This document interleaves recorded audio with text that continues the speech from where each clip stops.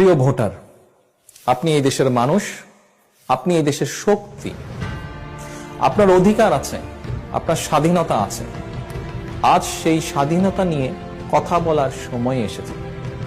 স্বাধীন বাংলাদেশে পরাধীন জীবনের দিন শেষ হবার সুযোগ এসেছে। আপনারা ভোট দেবার সুযোগ পেয়েছেন।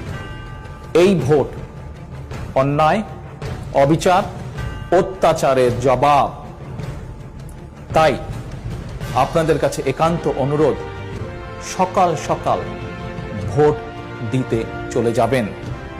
শুধু একা গেলে চলবে না, ঐক্যবদ্ধভাবে সবাইকে সাথে নিয়ে যাবেন।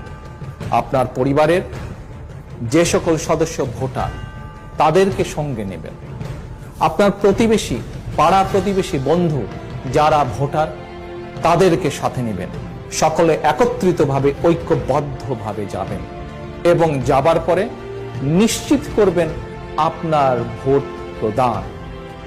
প্রিয় ভোটারবৃন্দ, শুধু ভোট দিলেই চলবে না। এবার গত এক মাসে সারা দেশে কি হয়েছে, গত 10 বছরে সারা দেশে কি হয়েছে আপনি দেখেছেন। সারাদিন ভোট কেন্দ্রকে পাহারা দিতে হবে।